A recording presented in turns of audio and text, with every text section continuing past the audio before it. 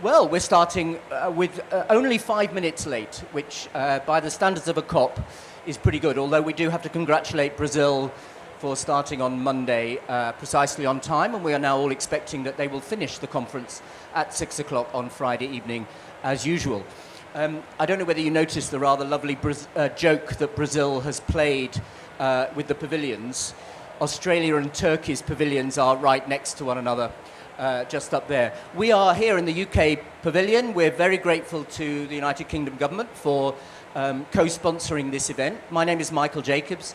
I am the senior advisor to the 4P, which you will all know is the Pact for Prosperity, People and the Planet, originally initiated by France at the summit that President Macron convened 2.5 years ago, but which now comprises 73 countries around the world, and Piera Tortora, who is the head of the Secretariat, will say a few words in a minute. We're here to discuss what's been happening to the recommendations of a report that I'm sure you've all read. If you haven't read it, some of you have got on your seats a little card with a QR code, which will take you, I hope, to the link. This is the report of this little thing. This is the report of the expert review on debt, nature and climate, an initiative organized by the governments of Colombia, Kenya, France and Germany, which reported in April this year with a number of recommendations on how the vicious circle, as the report puts it, of rising debt, climate impacts and nature loss can be converted into a virtuous circle of sustainable economic development. And over the last 6-7 months since the report was published, quite a lot has been happening on the recommendations. So we wanted to talk about what's been going on and to get the perspective from different countries and institutions. I will introduce the speakers as they speak. But first, therefore, let me introduce Piera Tortora, head of the Secretariat of the 4P, to tell you a little bit more about the 4P and this project.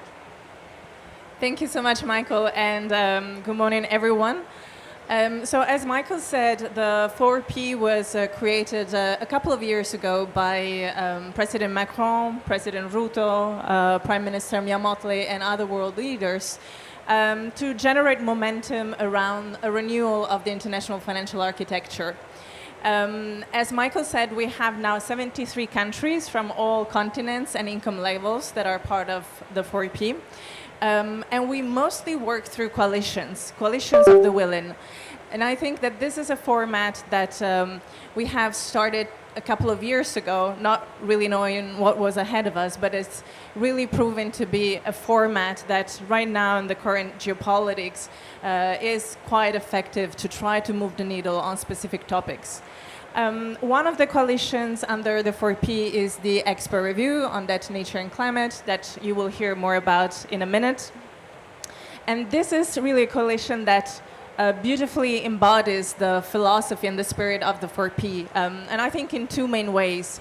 One is that the compass for the renewal of the international financial architecture of the 4P is the motto, no country should choose between saving the planet and fighting poverty. And I think this report that you see right there really helps understand and practice what does this mean, like what are the interrelations between nature, climate, and development challenges, and how can we tap into financing instruments and approaches that allow us to move towards resilient development.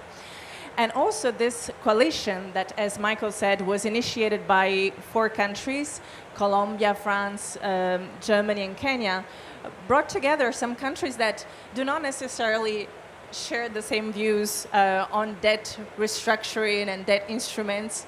So again, this is really the spirit of the 4P, to bring together countries from the north, from the south, and really try to work together on something very specific to move the agenda forward. So again, I'm really grateful for the leadership of these countries.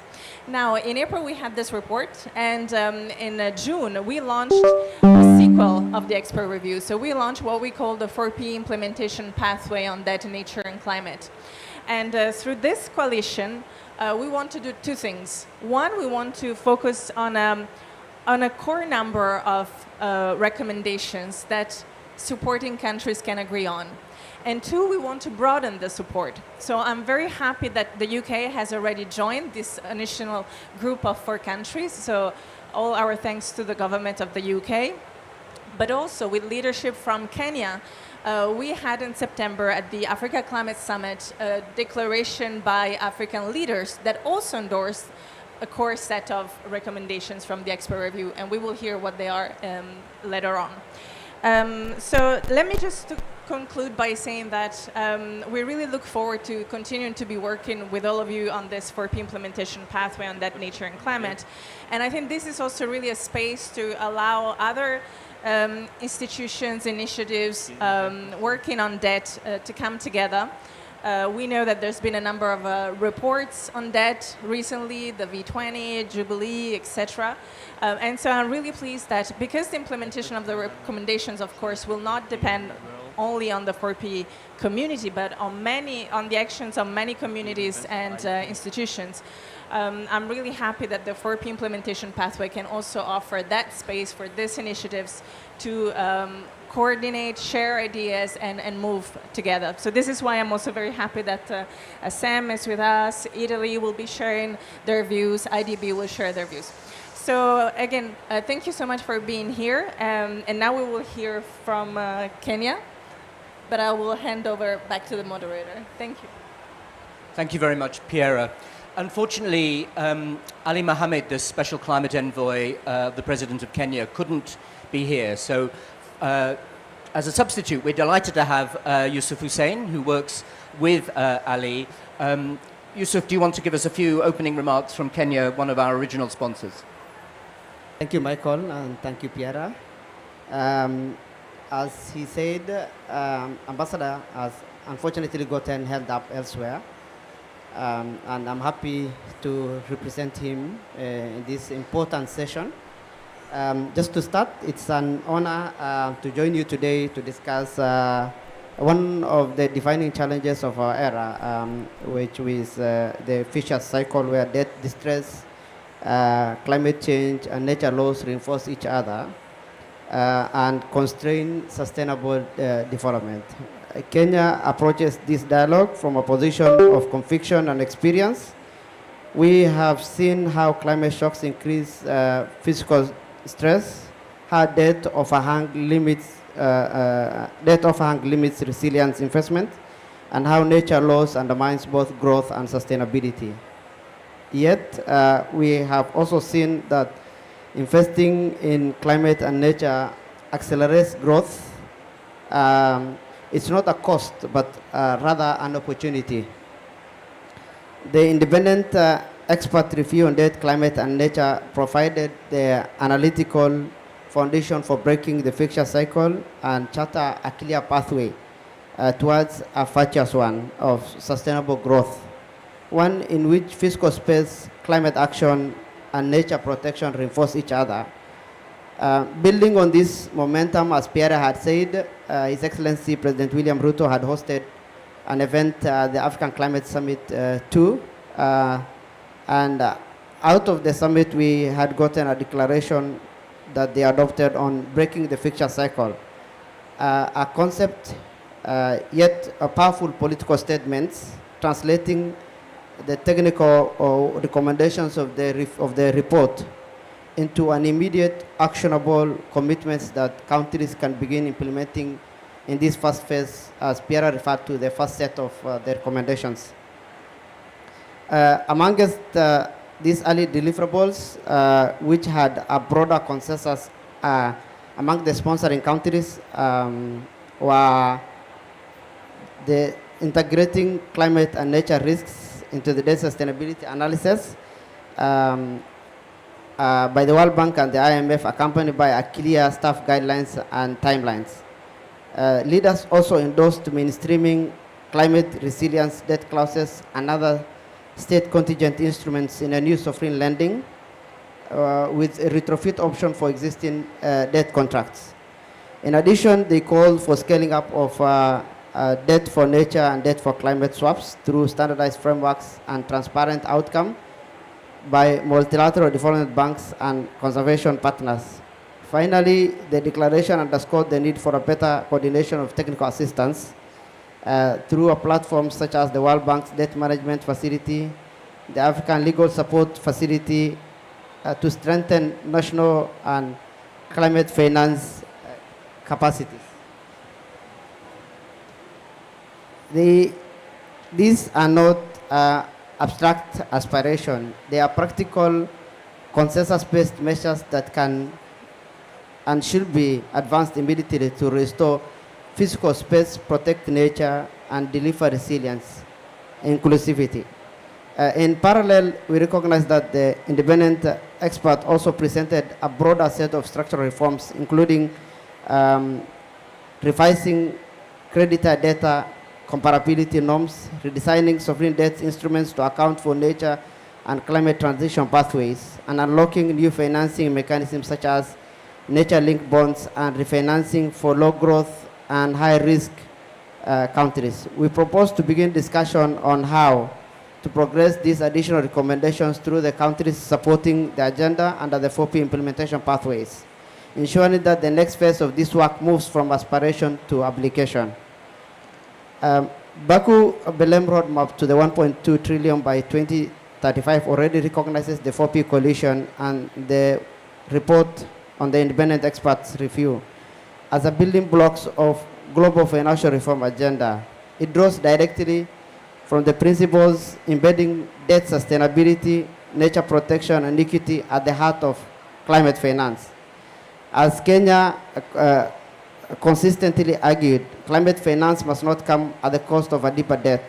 The roadmap's credibility on implementing the very reform championed by the independent expert group and reaffirmed through the 4P process, integrating nature and climate risks into debt sustainability frameworks, scaling non-debt, creating instruments, and aligning all financing flows with sustainable growth pathways. Our task at COP30 is therefore not to introduce new ideas, but to connect and operationalize this converging process by aligning the reform of the debt architects under the expert review and the 4P with mobilization ambitions of the Baku Belém roadmap. We can deliver what President Ruto has often referred to as new financial order for climate justice, one that is fair, predictable, and grounded in solidarity.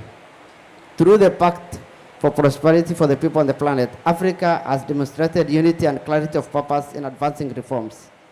The Sabah Declaration established a chapter-level coordination mechanism under the 4P, not as a parallel structure, but as a means of strengthening the secretariats and creating an inclusive platform for cooperation amongst countries, institutions, and partners to commit this agenda. The approach aims to foster a broader coalition of parties, including governments, multilateral development banks, regional organizations, and civil society, to monitor delivery, shared solutions, and accelerate implementation across regions. It reflects the recognition that systematic debts and climate challenges cannot be solved in isolation. They require a community of practice and accountability that bridges finance, environment, and development. In closing, let me emphasize that this is not a call for charity. It's a call for coherence between debt and climate agenda, between physical sustainability and plenary sustainability. Through the 4P implementation pathways, the independent expert review, and the Baku Belém roadmap, we now have an essential piece of new financial architecture in place. What remains is the political will to connect them and to act. Kenya stands ready to work with all partners to advance this agenda so that as we gather here at COP30 in Belém, we can truly say that we have turned the fictional cycle into a virtuous one, a healthy debt on a healthy planet. Thank you.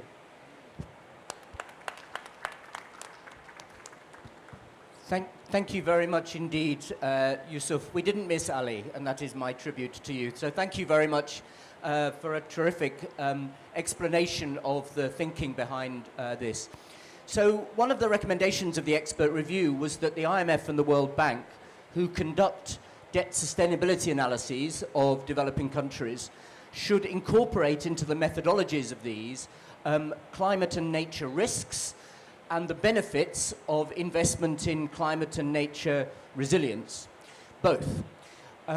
We are fortunate to say that the IMF and the World Bank have taken on quite a lot of what we said in that report, and indeed others have been saying. And we're looking forward to their review, the new methodologies coming out of their review to be published next spring. But in the meantime, an even more interesting development has begun, which is that one or two countries have decided to revise their own understanding of their debt sustainability and to use new methodologies to do macroeconomic and macro-financial projections of their own, which better incorporate climate and nature concerns. And one of these is Uganda. So rather than simply reiterate the conclusions from our report, we thought it would be good to get a representative of the Ugandan government to explain what they're doing. And it's not just any old representative of the Ugandan government. It is the brain behind this new thinking. I'm delighted that Sam Mugubi Kujo from the Ministry of Finance, Planning and Economic Development is here with us and is going to give us a little presentation with slides. That's a cue to the technicians on what they're doing. And some of us who are sitting in front of the screen may just want to take up the seats at the front so that we are not blocking the view. Sam, over to you. Thank you so much for being with us. Let me take the podium, right? Since I'm making a presentation. Thank you so much, Mike, for that introduction. As the slides are coming, I'll take the opportunity really to thank the ambassador because she has made my life easy, and also Mike for inviting me here, and the team. And one I will say, I'm from Uganda, definitely has been introduced, but we are co-chairs of the Coalition of Finance Ministers on Climate Action. And we are 100 country members. UK is a strong country member and others, and there are a number of things we are doing. All that we do is to make sure ministers of finance are engaged in climate action as much as possible. It's not yet coming. But the first slide as it comes, I'll tell you for sure that Uganda, like many countries, both Global South and Global North, from the Minister of Finance angle, they face a problem as a result of climate action and climate change, shocks. For example, there are faces that you're going to see on the slide. They're very happy. But once there's a shock, a drought, or a flood, then those faces, they're not coming. I'm so sorry. They're faces like mine that are always happy and laughing. But those faces turn out not to laugh because the number of things, the social services we provide go down. For example, access to health centers, access to education for floods, they go down. And then what we do from the Ministry of Finance angle, we find domestic revenue going down, expenditure increasing. And if you have that, the physical space is getting, small, then you have to bring in new money. And where does this new money come from? Either you bring in the private sector, which private sector means more financing. Those are the faces I was talking about, which means you have to bring in the private sector, and that means more government investment. But where are you getting this money? You're going to borrow this money, and that's going to make your debt profile much worse. So the relationship between climate and debt is very clear, and it comes out strongly in the reports that have been mentioned. And to do this, the debt sustainability analysis framework and reports are very key and critical. Because one, they inform investors that are coming into the country. They also invest the private investments as far as they're concerned into adaptation and mitigation. So we look at them that critical way. But the third point is that as Minister of Finance, concession of financing and the cost of borrowing gets higher as you go down. Because I agree, the reports tell the riskiness of the country as far as receiving money and paying, which is clear. Now looking at this and saying, you know what, we want to keep these faces happy. If we're looking at DSAs, the rating agencies and the frameworks themselves, what is it? What is the challenge here? This is the challenge I was talking about. Highly exposed to climate change. when there are problems, we go to borrow money, and the debt increases. This increase gives us creates an unfair gap. That on upside. But the challenge is, if we are going to look at the debt sustainability and risk reports and the way they are made and the frameworks, I'm happy, Michael, you talked about it, and IMF last year when we presented at the annual meetings, they are looking at the frameworks themselves. But we've taken a step to say, look here, the risk that comes with the climate shocks is highly in our frameworks right now. Is given high value, is shown more, but the investment in adaptation and resilience is not key. So what do we want to make? We want to make the macro-physical benefits of adaptation and resilience visible in the IMF frameworks, in our DSAs, and the credit rating agencies. Investors use. Our goal is to strengthen Uganda's debt. Okay, go back a little. One more. I want to talk about that goal. Debt and credible profile to secure affordable finance. That's very critical. And the envoy talked about it. Next slide, please. Next slide, Michael. Next slide, Michael. So, what have we done with definitely our partners that you're seeing down here? We've looked at, we want to translate resilience from farm to debt and credit frameworks. You know, when we invest in resilience, when we invest in adaptation, short term and long term, these measures, how can we value them over long term? We are going to use models to see that we value these over long term and be able to bring them in the debt analysis framework. One of the things is we may not change the standard framework at the moment, but these are going to help us change the narrative, because the narrative is very, very critical. You can remain at the level you are, but your narrative of the report is critical, and it's going to be informed by these models. If I'm investing in resilience, I'm investing in a resilient road, what happens? I'm investing in forestry, what happens in the forestry? So this is, if we go to the next slide, you'll see in detail what we want to do,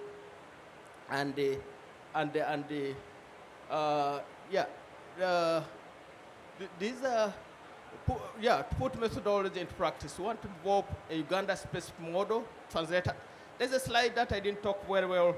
I want you to go back to that slide where I have the key performance indicators, which is very, So we translating resilience from debt to credit frameworks. At national level, we have key performance indicators. And these are project at national development plan, indicators. And this is an example. Increasing area under agroforestry practices to 1.3 million hectares. An example, and we have it in our national development plan. But we want to see how it can be reflected in the DSA. One, establishing success at 24 months % share of coffee plots and agroforestry within item. What is the value of this?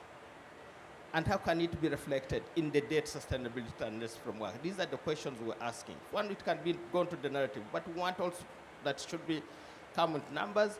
And you can look at the macro-physical key performance indicators, reduced export volatility due to shock protection and diversified production.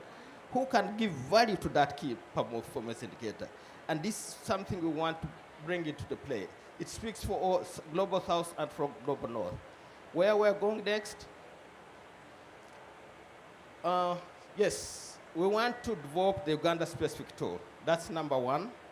And also to develop an open source tool that other countries can use. We co-chairing the coalition, 100 country members, so this open source is going to be very, very helpful.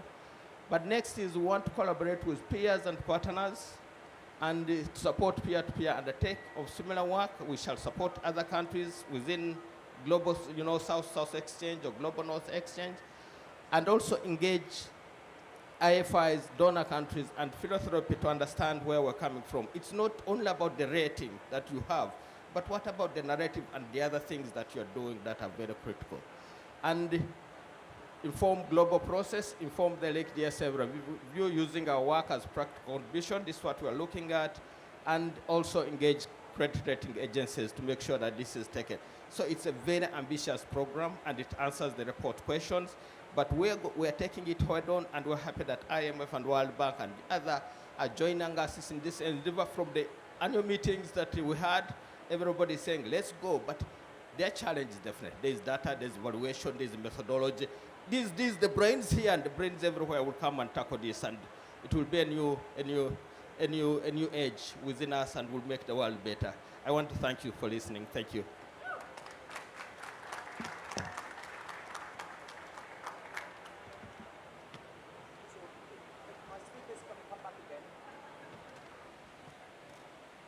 Thank you very much indeed, Sam. This is very exciting. For those of us who have been thinking and writing about environmental economics and the relationship between environmental indicators, environmental stresses, environmental benefits, and economic development and growth, to see not just academics trying to do this in theory, but a country actually trying to do this in its own institutions, and not simply relying on external experts or the IMF and the World Bank, is very exciting, and we're very grateful to you, Sam. So we have, please do come and sit down, we have a range of other contributors, as you can see. Let me just say, for those of you who've spotted this is a very male panel. It wasn't originally, it was quite well balanced, but then a few people dropped out, and the women all seem to have appointed men in their place. So apologies for that, but we have a very eminent panel, and I'm going to ask each of them to give quite short contributions on what they are doing in their own institutions and how these issues are changing the way that they are behaving. And first I would like to introduce Avinash Persaud, who probably doesn't need an introduction because he's become quite famous over the last few years as a serial innovator in ideas, first working as the advisor to Mia Motley in Barbados, and now as the climate change, are we allowed to say that still, in the IDB? Yeah, we are. Advisor to the president of the IDB. And the IDB has been pioneering, with Avinash's catalytic work, a number of initiatives relating debt to climate and nature. Avi, do you want to tell us a little bit about them? So I'm going to describe, thank you very much for that overly generous introduction. I'm going to describe 5 things that we're doing today that follow on very directly from this report. However, before I do, I want to say one thing about the report. Pierre mentioned that there have been other reports on debt. This report is unique in telling an inconvenient truth on finance, which is that from here, there is no pathway that does not involve a lot of debt. We're going to be living in a world with a lot of debt. We need a strategy for how do we live in a world with a lot of debt without developing countries being tipped into a vicious cycle of economic and social dislocation as a result. So one of the first things we can do is make sure that those things that aren't funded by debt aren't funded by debt, and we're launching on Friday Reinvest Plus, which is a way of meeting institutional investors where they are in terms of their conservatism, only wanting rated securities and their currency, and producing that for them whilst taking their money and investing it in the development priorities for developing countries. So that's Reinvest Plus. That's about the private sector genuinely getting involved in development priorities. Today, this is much talked about, but very, very, very little seen. But let me focus on debt. So a lot of people think we can get the private sector involved in all aspects of climate issues. But the reality is we've done a lot of research recently, many people have around this room, where $1 invested in resilience and adaptation can yield $10 in savings. But that ratio only exists for the public infrastructure, resilient public infrastructure. And resilient public infrastructure is a public good. I see my teacher of economics, Lord Nick Stern, in the audience. I hope I get this right. But one of the challenges about public goods, it's in the name. It's very hard for the private side to finance public goods. They're not capturable revenues. When you build a seawall that saves that city, you can't say to somebody, you didn't pay your annual fee, you're not going to be protected. So we need a lot of cheap, long-term, low-cost debt for the public side to bring forward this public resilient infrastructure. In this world of debt, we've got to make sure these debt instruments are newly flexible, pause clauses. So I should say on the amount of new loans, the MDBs announced yesterday that they've invested in low and middle income countries $26 billion on resilience. $26 billion. That's a doubling from 2019, but it's still far too low. There's been an increase in the lending headroom of MDBs by over $500 billion as a result of the CAF reforms, as a result of the advocacy of Nick and other people, of the Bridgetown Initiative, and we need to make sure our shareholders prioritize the use of that $500 billion for adaptation and resilience. So we're at 26 billion, we could be much greater. MDBs need to own the resilience investing in low and middle income countries. So we're going to have more debt. Let's make sure this debt's more flexible. We're devoting $4 billion to pause clauses in the loan instruments that we lend to low and middle income countries. We're also creating instruments on resilience that do not increase debt, because climate vulnerable countries have a lot of debt because they've been using debt as their insurance mechanism to mop up the loss and damage. So we need new instruments and debt swaps, where a development partner puts its guarantee on, releases the resources from the difference in interest rates from the low yielding to the high yielding, and devotes that into resilience. Today, that's done about $1 to $2 billion per year. On Thursday, at around 9:30, we're launching the first ever multi-guarantor debt swap facility, which is how different guarantors can put their guarantees together, bringing in new types of guarantors, private insurers, philanthropists, and others, allowing us to go to maybe $15 to $20 billion of debt swaps for resilience every year. So these are some of the things we need to do: make debt more flexible, have more long-term low-cost debt, and have things that don't increase debt. Thank you very much indeed. Thank you very much indeed, Avi. And those new initiatives, particularly the Reinvest Plus, are very, very serious contributions to meeting the Baku to Belém 1.3 trillion that we will need by 2035. So look out for that over the next couple of days. Next, I'd like to invite Stefan Algat from the World Bank. He's the chief climate economist of the World Bank. Those of you who may at some point have kind of followed debates about green growth, whether it was possible and how it could be done, may not realize that one of the really critical documents in that debate was written by the World Bank in 2012. And it was written by Stefan and colleagues. Stefan's been engaged in this discussion within the World Bank on growth paths and their environmental implications for a long time. Do you want to offer us your reflections on this agenda? So thank you so much for the invitation and the opportunity to discuss.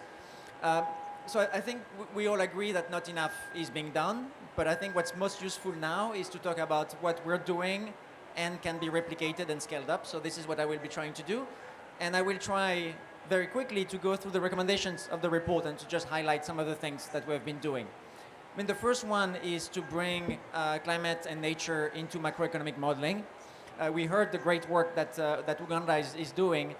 We have also been working quite a lot on doing that in the context of our country climate and development reports, where what we're trying to do is not only to take that into account in macroeconomic modeling, but also to do it in a way where we connect what the ministries of finance are doing, the tools that the ministries of finance have, with what the line ministries are doing in water, in energy, in environment, in forestry. And so the idea is not only to do modeling, the idea is really to use those models to support a better dialogue between the line ministries with all of their ideas and all of these benefit cost ratios that Avinash mentioned, and the Ministry of Finance, who will have to do the trade-offs and to decide where the money is going.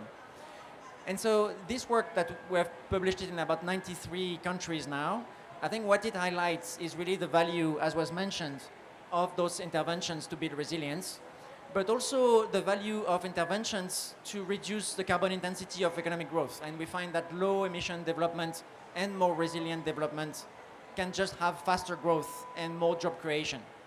So you'll see we just published yesterday or 2 days ago, everything is a blur now, our summary reports that really try to summarize what we find in those 93 reports. We also have published the methodologies. The models are open source, and we're supporting countries, because I think what was really important in what Sam was mentioning for Uganda is that the country is doing it itself. It's not like an external consultant is doing the job, and I think this is really the way forward, and we're ready to, of course, help countries do the work themselves and to transfer all of the tools that we have and the expertise that we have. I just wanted to mention one thing in those reports, which might be a very inconvenient, is when we bring the risks and the interventions together, we see, as expected, all of the value of the interventions, but the interventions don't, remove all of the risks. So compared with a baseline where you ignore completely that issue, that sustainability is not improved, right? There are higher risks. And so we have also to be realistic on how much just doing that will help us get more funding and financing for this. And I think Avinash's points was really important, that there is just no way around trying to mobilize more resources. A second recommendation was on enhancing our financing solutions. I wanted to just mention the Côte d'Ivoire debt swap that we did recently, which I think is a good example that could be replicated. So using guarantees to just refinance, the country managed to get a longer term debt, so 15 years instead of 10, at a lower cost, and that against some commitments in terms of forestry and renewable energy. And this is a good case. The question is the replicability, and what we find is it's surprisingly difficult, mostly because of silos within governments, and the fact that the people managing the debt, when you start to talk about forest cover, people are very uncomfortable because it's really so far from their expertise. So I think in the work that we have heard today, I think the question of how to build this expertise, and we cannot ask the Ministry of Finance to become forestry specialists, right? So it's all about getting better connections between line ministries and center ministries and ministries of finance. This is not easy, and I think it really takes everyone to be around the table so that we avoid overlaps and we work together. 2 more to go. So the third recommendations was on the leveraging of private sector finance. I mean, this is not controversial, right? Everybody is repeating that this is needed, we cannot do it without it. I think in the CCDRs, what we find is still a big role for public finance. So I think we're completely aligned with what Avinash was saying, that especially for adaptation and resilience involving public goods, Avinash mentioned flood management, but on health, we have the same challenges. There is a big component of public finance. It can be done with public-private partnerships, so that you still bring the private sector, but you cannot make the economy of domestic resource mobilization, better tax systems, better management of public finance, subsidy reforms so that we can use the 1.2 trillion in subsidies in a better way than what it's done now. And we cannot make the economy of the right enabling environment. And when we're talking about guarantees and other de-risking instruments to try to bring private sector capital, we have to be very, very careful that it's not about subsidizing bad policies. It's about helping get better policies.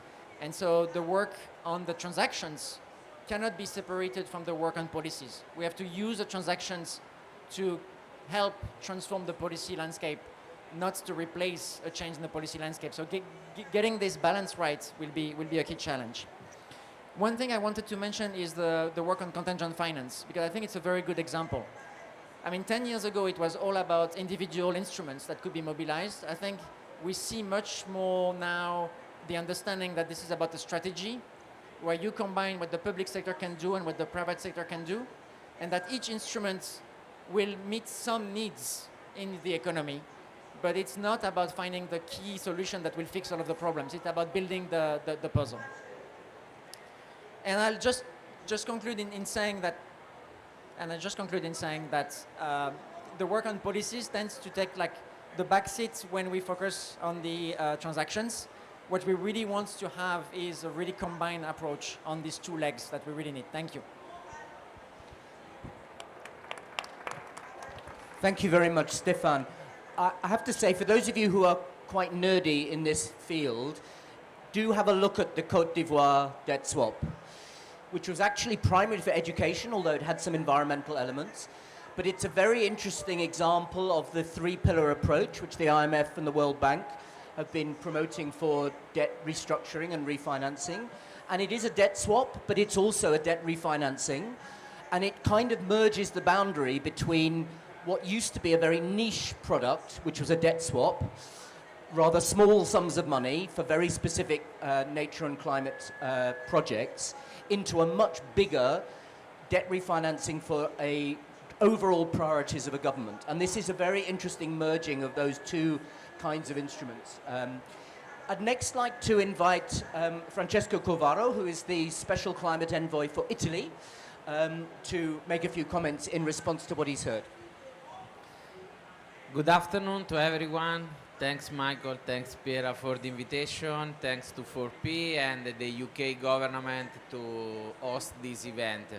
I believe that the question that is in front of us is at the heart of our century's great challenge. How can we make debt and development work for the planet rather than against it? And the title of this panel is clear: Healthy Debt on a Healthy Planet. Because when nature collapses, so do economies.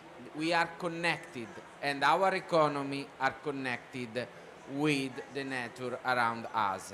Italy recognizes this problem, and we are working to turn it into a virtuous circle and not a vicious one. Our approach starts from a simple idea. Debt must serve life, not the other way around. Italy believes that public finance should be a driver of sustainability and not a constraint. This is why in every international forum, from the G7 to G20, or also in the COP negotiations and in the multilateral development banks, we are advocating for an integrated vision that unites debt sustainability, climate resilience, and nature protection. Italy knows very well how debt can be an issue for a country, for our personal situation. Italy has been an active voice in the G20 roadmap for better, bigger, and more effective multilateral development banks. Throughout the Ministry of Economy and Finance, Italy also supports mechanisms such as the FX Guarantee Facility for Green Transformation, developed with the Climate Policy Initiative. And one of the main project and framework that we have right now is the Mattei Plan. The Mattei Plan wants to work in this direction. We would like to support the countries without increase their situation from the financial point of view. Also throughout the Italian Climate Fund, launched in 2022, for 4 billion by 2026. These programs are active not only in Africa, but also in the Latin American and Asia area. I visited Vietnam, for example, and we are working with them. So the program is not only dedicated to the African region, but also around the world. The Italian Climate Fund, managed by the Ministry of Environment and Energy Security, together with Cassa Depositi and Prestiti, is dedicated to Global South and supports clean energy infrastructure, climate adaptation in agriculture and city, biodiversity conservation, and capacity building for local institutions. It's not possible to fight against climate change if we are not ready to support the adaptation, because climate change is happening right now. We can manage for the mitigation, but we need to be prepared for the adaptation. And we know very well that adaptation sometimes is difficult to achieve the support of the private sector. For this reason, it's crucial to invest the public money in this direction. Italy is also a strong partner in the Green Climate Fund, in the Adaptation Fund, and we launched during our G7 presidencies last year the Adaptation Hub. The idea is to accelerate in this direction to avoid, to increase the depth of this global south. Italy has also backed to the Bridgetown initiative and similar initiative that has the focus on preserve and to prevent natural disaster. As I told you, Mattei plan is ongoing. We launched in 2024. It is focused on renewable energy, but also to education, because we have to remember that at the center of the climate change is also the youth, the younger generation, the future of our planet. So it is important to invest in this direction. And thank you very much. Thank you very much indeed, Francesco. I know you have to go in a minute, so we will gladly let you go as long as you promise to join the implementation pathway. Thank you. It's now my great pleasure to introduce to you Sivendra Michael, who is the Permanent Secretary in the Department of Environment and Climate Change in Fiji. Fiji is a Pacific island, as you know, one of the most climate vulnerable countries in the world. Struggling, like many islands are, with how to have sustainable economic development in a world that is climatically changing so rapidly. Thank you so much for being with us, and I'm very, very excited to hear your reflections on this. Thank you, Michael, and thank you, fellow colleagues, and that have spoken before me, that have actually set the scene. I think it's really important for us as a SID, as one of the most climate vulnerable nations, to also reflect on a lot of key points that have been said. One, what Avinash said, borrowing for the right things, and that's very important. For things, for losses and damages, for adaptation that we have to make necessary or compulsory, that for things that we have not caused, the climate crisis that we are not, largely attributed to, are things that we need to, rationalize and see which investments needs to be prioritized through debt or concessional lending, and which ones needs to be grant finance. And so understanding what we are borrowing for is very important, and knowing, the terms for which this debt is, incurred for. Again, I understand where Avinash is coming from. We're going to have increased levels of debt, but for seeds, it's very important that this debt needs to be manageable and sustainable. One that, does not put us in a more vulnerable situation, and so forth. So what have we been doing? We also need to have a paradigm shift in thinking amongst our citizens, amongst our people. Yes, economic development is important. We also, just recently an example is we secured the CIF Climate Investment Fund for Nature, People, Climate, where Fiji did not qualify as an upper middle income country for a grant component. We built a case on the IDA blend window financing because of our climate vulnerable profile, and we presented a case to the CIF board that you need to change your pricing policy to recognize the climate vulnerability, or all these evidences or models that have been coming out of the CCDR study from World Bank, the IMF study, and we use that as a basis to challenge the pricing policy mix, to which the governance board had then come back and said, yes, we hear you loud and clear, and we will be now able to entertain a 50% loan and a 50% grant. And the 50% loan on a concessional basis of 0.75%, 10 years grace period, and 40 years repayment period. This is exactly what we are talking about, is to use the information to then leverage on finance that is really important, and then knowing where the grant component will be used for and where the loan component would be used for, and how the other financing instruments such as the Pro-Green and the Pro-Blue of the World Bank can be used to finance or co-finance the debt component. And so I think it's really important for our citizens to understand that borrowing is needed, but borrowing is needed for those that are manageable and those that have terms and conditions that are looking at concessional and highly concessional rates. The third point that I really wanted to bring to your knowledge was around debt structuring. I think it's really important that we have these conversations when we are looking at debt instruments like debt swap for nature or bonds. Fiji was the first country in the world to issue green bonds in 2017 through the London Stock Exchange. Fiji is also the first country in the world to issue blue bonds domestically. Why domestically? Because the international credit rating system will not allow us to issue these bonds internationally. So we need to talk to our MDBs and others to really rethink on how the international credit rating system is used for financing instruments for countries that have very high borrowing rates. SIDS as a climate vulnerable country or climate vulnerable countries, we should not be incurring this high borrowing rate.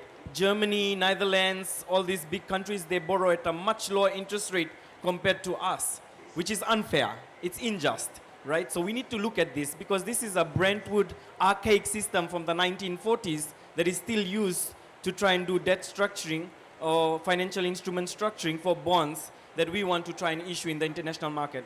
Mia Mottley, Honorable Prime Minister of Barbados, others have actually talked about this. What are we doing? So we need to bring the right partners to the table to talk about these issues around where we go from here, how do we bring debt swaps for nature. We haven't tried it. We need the right partners to try and explore that.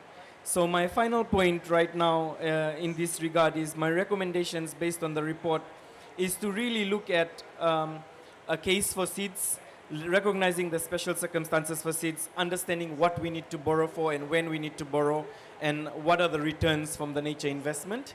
The second one is linking borrowing and financing to nature climate outcomes.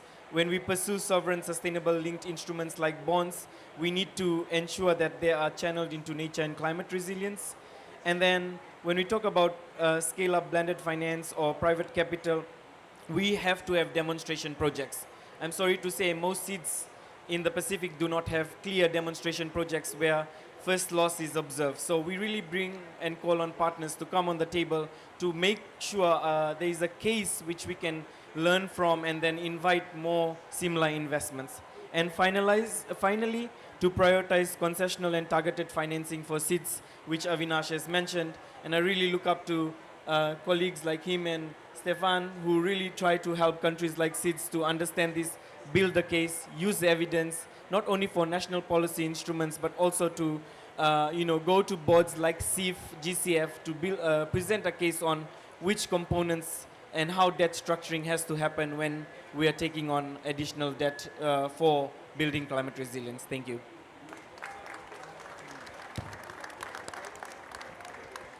Thank you very much, Sivendra. You are at the front line, and it's very interesting, I think, to hear how this is perceived and experienced. We started a little bit late. There is no immediate event following us, so I'm going to go on till about 1:10. I know some people may have to leave, but if you can stay, and there will then be time for a short Q&A, that would be great. Our final speaker, before you leave, is Leslie Marsdorp, who is the CEO of British International Investment, which is the UK government's external investment public bank. We're delighted to have you here, Leslie. I look forward to your comments. Thank you very much. In the interest of time, I'll naturally be brief. I hope you can hear me okay. First point I'd like to make is just to underscore what Avinash has already touched on, which is the unique and special role that the development finance institutions have to play in this regard. And what I mean by this is that we are beginning to see nature and natural capital being incorporated into the financial system in a more structural manner. If I want to make a comparison, way back in 2006, the World Bank and the European Investment Bank issued the first green bonds. That really sort of initiated what is today an asset class north of $2.93 trillion. With respect to nature, I think there's no question that this COP is going to be remembered as the COP that has really firmly put natural capital on the agenda. But in terms of ambition, I just want to caution that we're very much still at the beginning of the road. We are still in the process of designing new financial instruments, new financing approaches, because we do not yet have the tools in our toolkit right now to accommodate nature. There is no nature credit ratings, for example. We've just heard about the frustration that some countries express because your rating methodologies traditionally, incorporate all your sovereign ratings, incorporate things around macroeconomics and fiscal balances and so on. But there's no real metrics yet to reward countries for the preservation of their natural assets. But with TFFF, which Brazil has launched here at this COP, I think that's going to be one of the lasting and durable sort of outcomes from COP. I guess my overarching point is just that the journey on transformation with respect to nature has started, and there's also a fair bit of innovation that is already taking place around adaptation and resilience. A couple of days ago, the 15 development finance institutions together with BII we launched the Resilience Challenge, which is all about fine-tuning the frameworks, the metrics, and creating a better ecosystem around adaptation and resilience. The final point I'd like to make is that we're watching to see what comes out of the G20 Cost of Capital Commission, because based on the theme of this session here today, one of the biggest challenges facing the developing world today is the high cost of capital that low-income countries face, and the fact that they have fiscal imbalances which result in them having interest payments that is the size of their health and education budgets combined. So, a close eye will be, and a sharp spotlight will be shone on the G20 that's taking place in the next week to see what new recommendations we can embrace to deal with that issue of the unsustainable risk premiums that low-income countries face. Thank you. Thank you very much, Leslie, and for being short as well. I know that some people have to run. If you have to leave, please do feel free. But let's just open this up to comments and questions from the floor for any of our panelists. I don't know whether we could use one of the spare mics from the front. Is there anybody who'd like to ask a question or make a brief comment from the floor? Yes, we have one at the back. Thank you, sir, for breaking the ice. Hi, so my name is Matthew Lindley. I work for Unitaid, which is a hosted partnership within WHO. And I've got to say, I slightly misunderstood the project when I saw the title, so I thought this was going to be a lot more about health financing. But I did think I would like to make a plug on that area, because I think it's so often overlooked that actually the health sector is about 5% of carbon. 70% of that is coming in through the supply chain. And there are so many opportunities with technologies that already exist to try and look at how we actually decarbonize those. At the same time, we can be looking at the heat stability of the products, and so many of them are so sensitive to even small variations that we are risking having healthcare systems that don't have a diagnostic even to tell you if you're ill, let alone provide you with the medicine that's going to work. And then the second part is to look at what some of those longer acting technologies can be. So I was hoping that I was going to come here and see ways in which we could blend together the grant capital that Unitaid has and is really keen to go and deploy onto climate and health initiatives with some of the financing that's going to take those manufacturers to scale. If there are people who are interested in health projects, I'm kind of here and I would love to speak with them.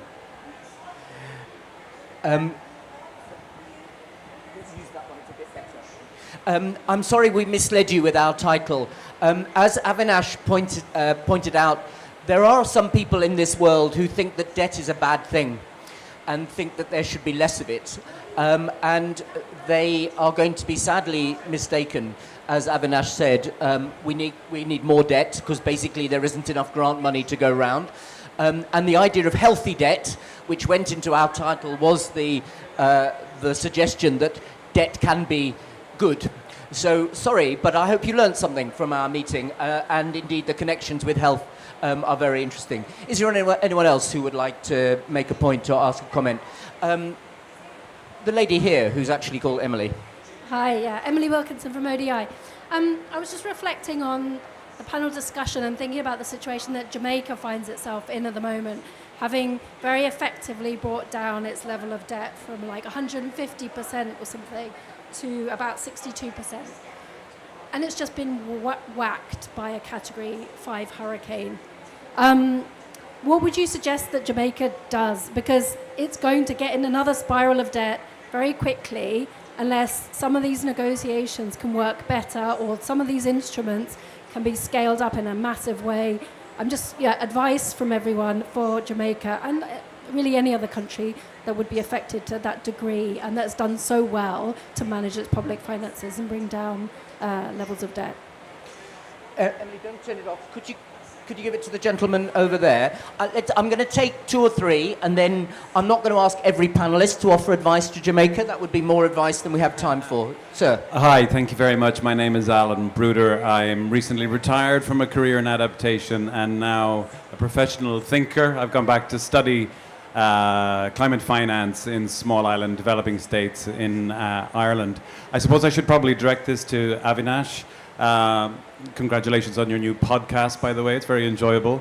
I'm very interested in the multi-guarantor facility. I know you've spoken before about the need to pool resources at that level, but on the other side of the equation, what are your feelings about the potential for smaller countries, particularly small island developing states, coming together? Because one of the main criticisms, as you know, is that the very high transaction costs. And I've spoken to a lot of people here from small island states who are quite intimidated by the process of engaging in debt swaps. So I wonder if you could say something about the potential for countries to come together perhaps to lower those transaction costs. Thank you. The UK are indicating from the back of the room that they want us out. But if we're happy, I don't see how they do that. Is there anyone else who'd like to ask a question or make a comment?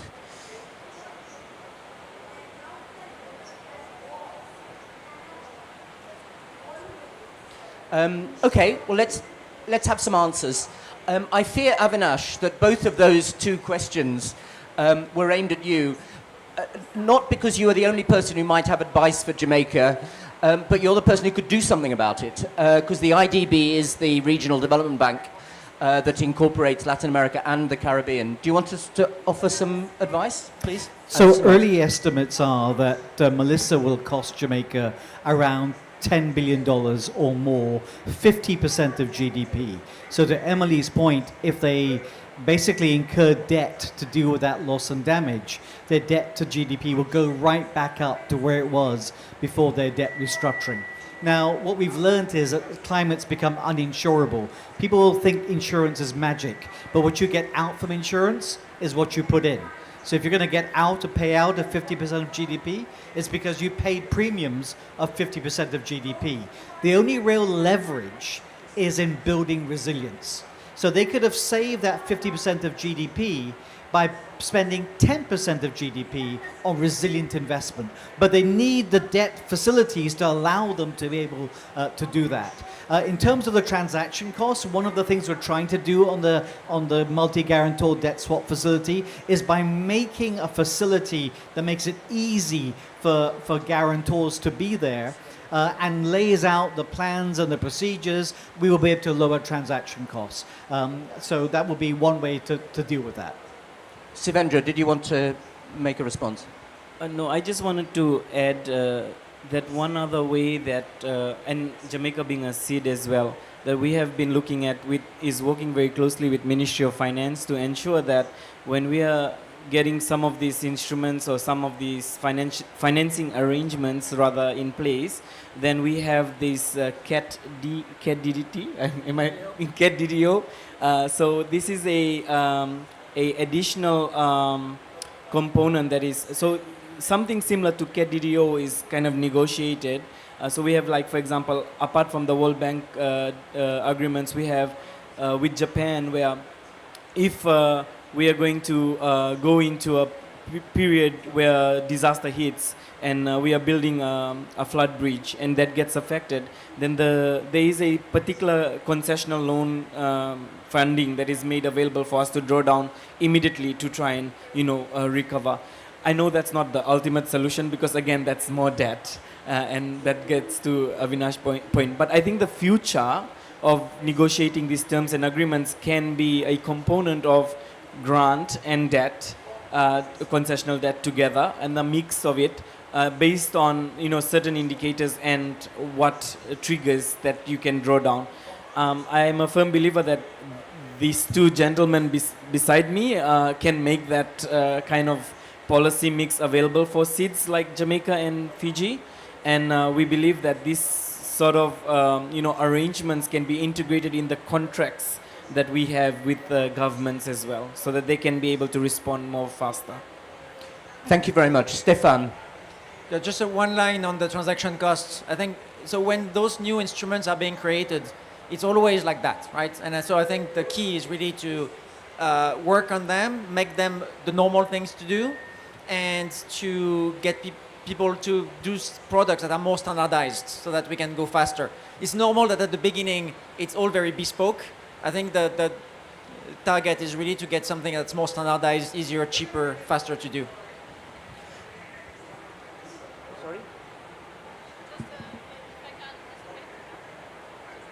Thank you. Just 2 minutes, I promise. One. I'll do it one. Marie Diron, I'm the global head of sovereign and multilateral ratings at Moody's. And this is a fantastic panel. This is really what I came here for. So to all the panelists, I really like what you're doing. I would really like to understand better.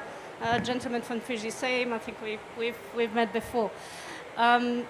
We're actually not in the camp of those who think all debt is bad. We are really trying to understand what losses in the future will be avoided from the adaptation investment. We engage with governments as much as we can. My team is really meeting with governments all the time to understand that.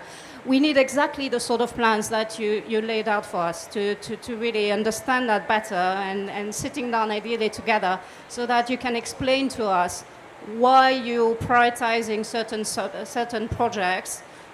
Yes, how much is that going to cost you and how you're going to finance that, but what do you see as the future growth and the losses avoided? So we've published a few reports on that, and all to say I'm here until the end of the week and would love to engage a bit more. Thank you very much. And if anybody didn't quite catch who this speaker was, she's from Moody's, which is one of the 3 big credit rating agencies, which are often blamed for not really understanding the credit risk and profile of developing countries. So your engagement in this debate is really welcome. So thank you very much for those comments. Right, we really have reached the end now. But I just wanted to say, when we produce reports, and lots of us involved in producing reports, they often come out and then nothing happens. We were absolutely determined that when we published this report on the relationship between debt, nature and climate, we were then going to move into a phase of implementation. And what we wanted to do with this panel was to bring some of the people who are implementing the recommendations. And I think you will agree that this has been very interesting to hear that this is not just theory.